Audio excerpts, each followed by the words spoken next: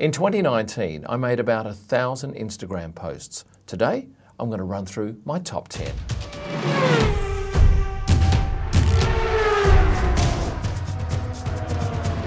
What were my 10 most popular Instagram posts of 2019? I'm going to tell you. At number 10, it was this one, Women of the Paddock from Brazil. 10 shots of 10 women taken in the Brazil paddock over the 4 days. My lead photo was Jacques Villeneuve's wife, the beautiful Camilla Villeneuve. We had a journalist, Sabine Sassine from the UAE, one of the volunteers. She's a fiery, and doesn't she look sparkling against that lovely backdrop. The fourth one was one of the Puma reps who was in town for this particular race and joined us in the paddock. We had this beautifully dressed guest. Kelly Piquet, Danielle Kvyat's partner, was there, along with her youngster, Penelope, for the first time. This is Anna Fleischheuer. She's a TV reporter from Germany. This interesting figurine in the form of Britta Ruska, who is, of course, Sebastian Vettel's PR manager. And finally, this Paddock Club guest. So how did I grade these top 10 posts? Well, there are 3 ways that you can actually judge interaction on Instagram. One is the number of likes, and my most popular post had 25,000 likes.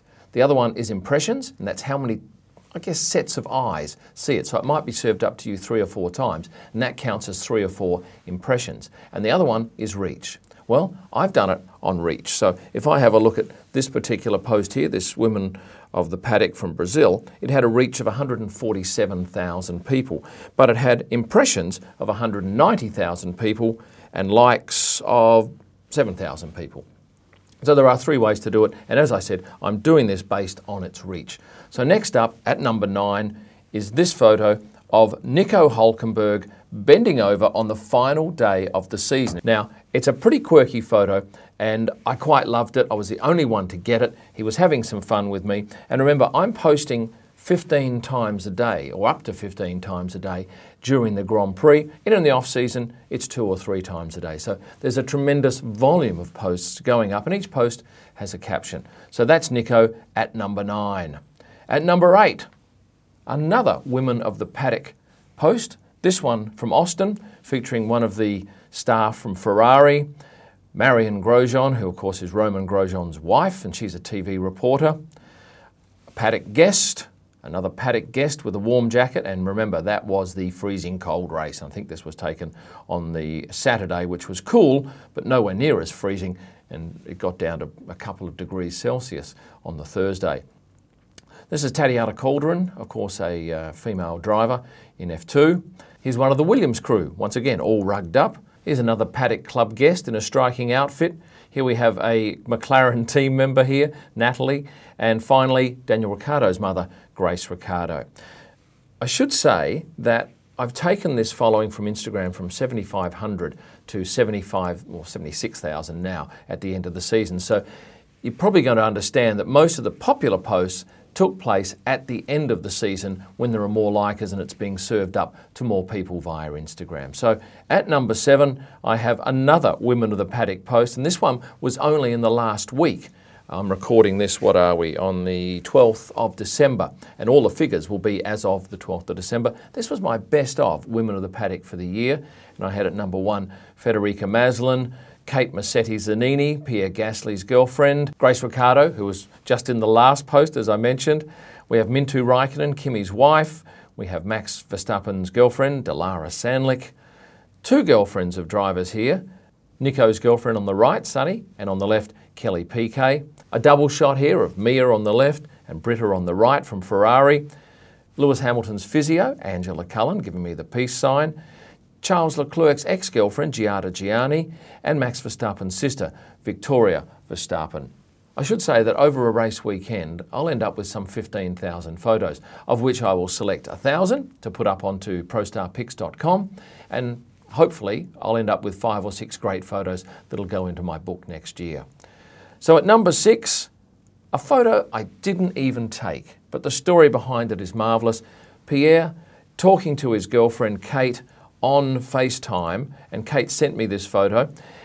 It's just a pure emotion of him backstage, but it was more so the story, I think, that grabbed your attention, because that was a huge post Kate explaining how she felt watching the race from home and the emotions that she went through.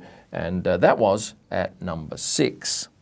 At number 5, a post I wasn't even sure would do very well. I tossed up, should I put it up or not? And in the end, I did. It featured some of the younger drivers, including the main headline pick was Mick Schumacher here. And boy, didn't this one take off, along with Giuliano Alesi, Callum Ilott, Pietro Fittipaldi, Roy Nissany on a day where he drove for Williams.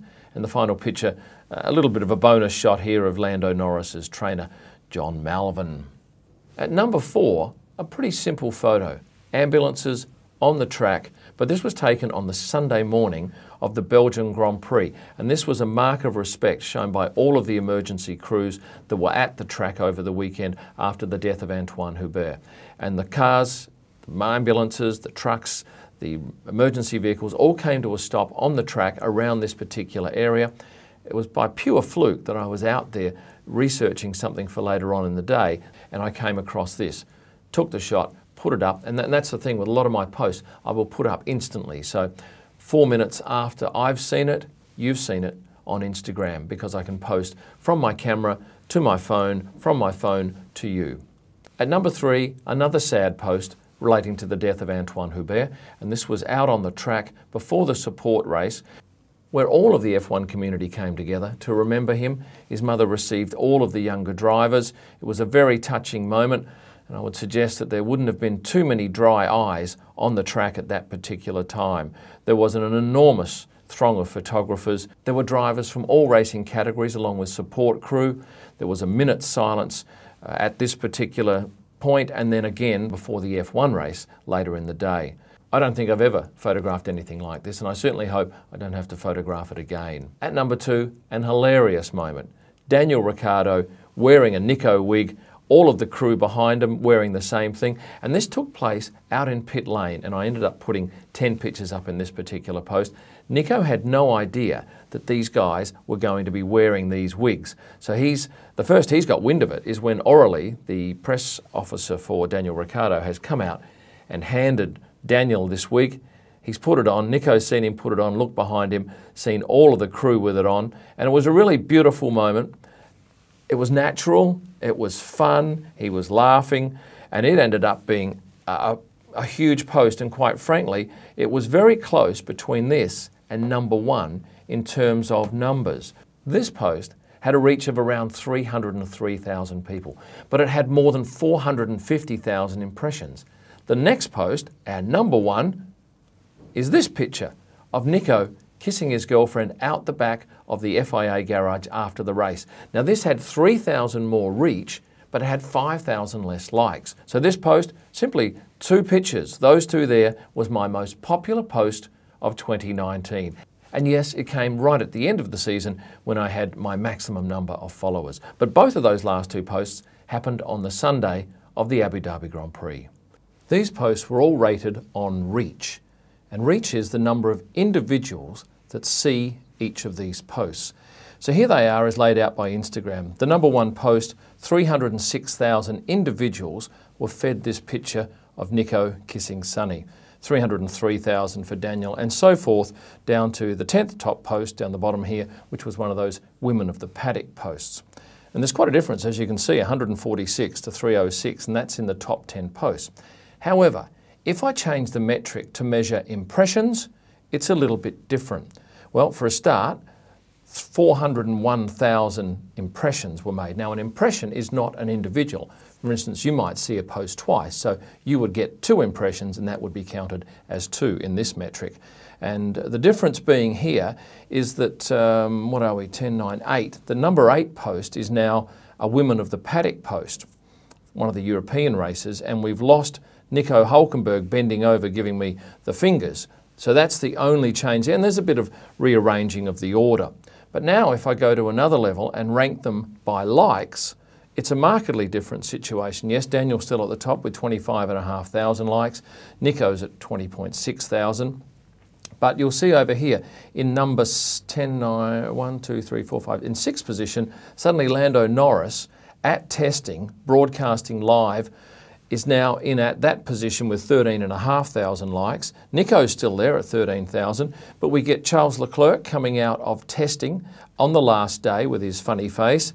And once again, Charles comes in at number 10 with 11.8 thousand likes for his win in Spa, and dedicating it to both his father, Jules Bianchi, and Antoine Hubert.